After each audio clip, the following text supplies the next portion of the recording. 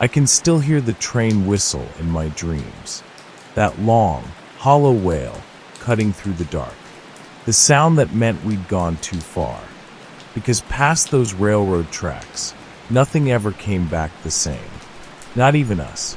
Halloween night used to be the best night of the year on our street.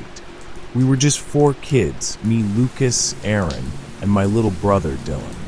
Every year, we'd map out the neighborhood like generals before battle, planning the most efficient route for maximum candy.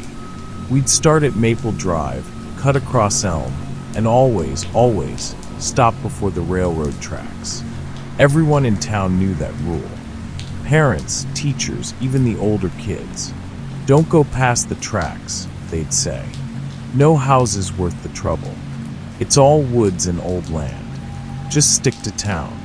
But of course, when you tell a bunch of 13-year-olds not to do something, that's the only thing they'll want to do. That Halloween was colder than usual. The air smelled like smoke and wet leaves. Pumpkins flickered on porches, some smiling, some rotted through. It was perfect, until Lucas, always the troublemaker, pointed toward the end of the street.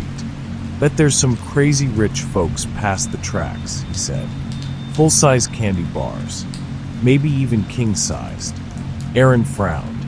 There's no houses out there. Lucas grinned. Wanna bet? And that's how it started. A stupid dare. One we never should have taken. The further we walked, the quieter it got.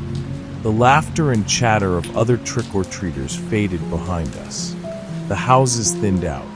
Streetlights grew farther apart. By the time we reached the tracks, it felt like the whole world had gone still. The metal rails gleamed faintly in the moonlight. A no trespassing sign leaned crooked against the post.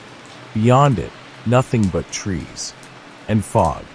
A thick, silver fog that looked like it was breathing. Dylan tugged on my sleeve. We're not supposed to go past, he whispered. I hesitated. Something about the air felt heavy, like the night itself was holding its breath. But Lucas was already stepping over the tracks, plastic pumpkins swinging at his side. Come on, he called. Don't be babies. So we followed. At first, there wasn't much to see.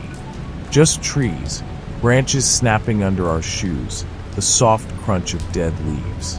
But then through the fog lights, tiny orange flickers bobbing between the trees. Lanterns? No pumpkins. Jack-o'-lanterns. Dozens of them. They lined a narrow dirt path like glowing sentinels, their carved faces twisted in shapes I couldn't quite make out. Too intricate, too human. Aaron whispered, "Who puts pumpkins out here?" No one answered. The deeper we went, the stranger it got.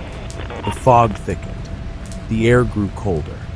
And under it all, faintly, the sound of children laughing. But not the happy kind.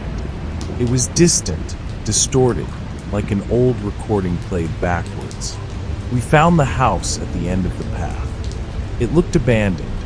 Boards over the windows, roof sagging, weeds up to the porch. But every jack-o'-lantern on the steps was lit. Their faces were carved into expressions of pure agony. And on the door a sign, written in shaky red paint. Take one. A rusty bowl sat on a stool. Inside were a handful of wrapped candies, old-fashioned taffy and black licorice. Lucas laughed. Called it. Someone does live out here. He reached for a piece. The moment his fingers touched the candy, the jack-o'-lanterns flickered. Once. Then all at once, the lights went out.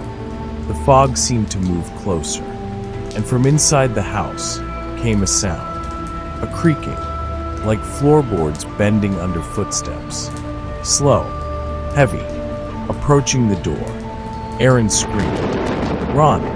We bolted. Back through the fog, down the path, the pumpkins flickering to life as we passed. Each one carved into a new face.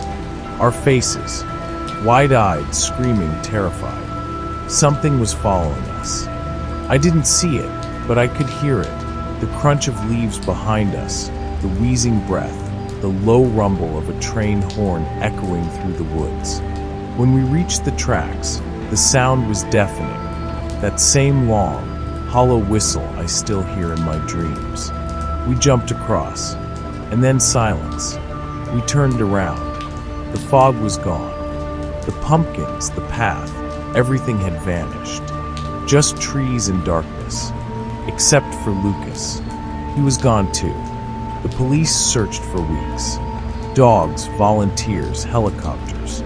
They found nothing. Not a shoe, not a wrapper, not a footprint. Everyone said he must have wandered off, gotten lost in the woods.